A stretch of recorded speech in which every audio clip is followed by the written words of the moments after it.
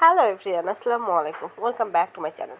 আজকের ভিডিওতে আমি আপনাদের সাথে দোকানের মতো পারফেক্ট ডালপুরি রেসিপি শেয়ার করব। তো চলুন কথা না বাড়িয়ে মূল ভিডিওটি শুরু করি।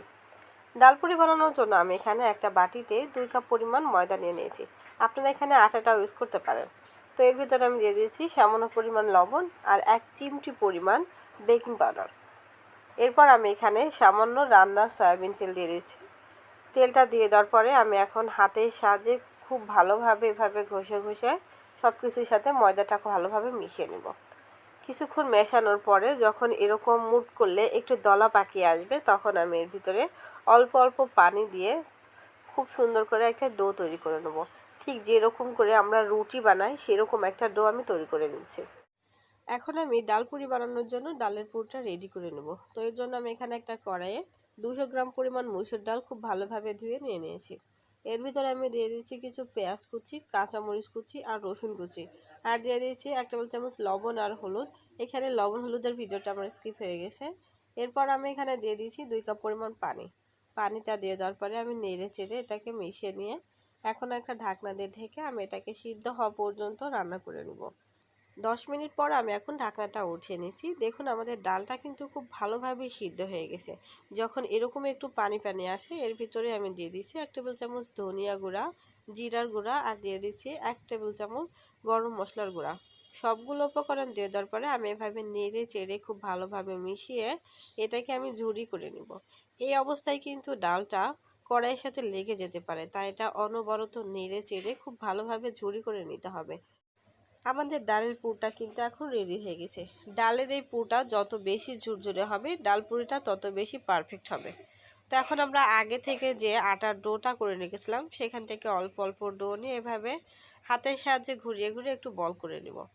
তারপর ঠিক যেরকম আমরা নারকেল পিঠা বানাই সেরকম করে মাঝখানের অংশটা একটু ফাঁকা করে এর ভিতরে আমরা ডালের যে পুরটা বানানো রাখছিলাম সেটা এভাবে দিয়ে দিব।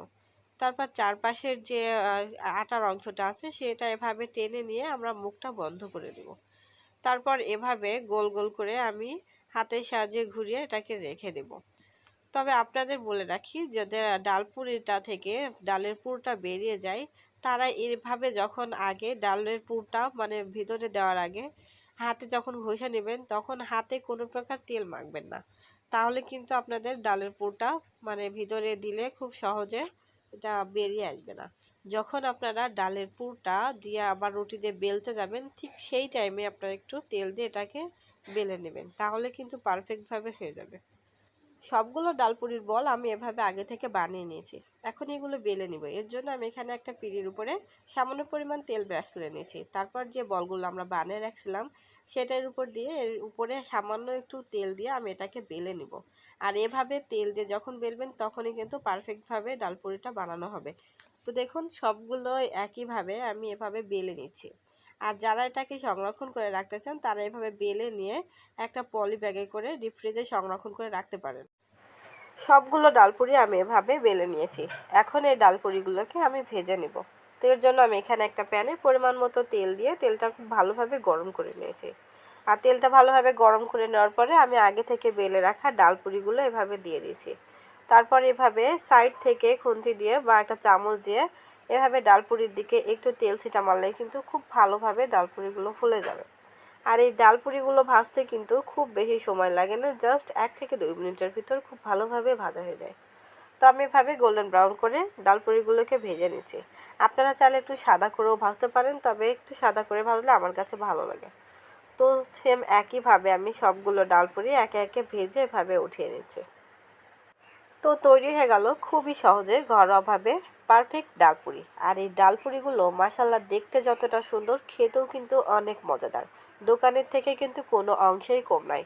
আপনারা কিন্তু খুব সহজেই বাসাতেই এই রেসিপিটা ফলো করে ডালপুরিগুলো বানিয়ে খেয়ে দেখতে পারেন।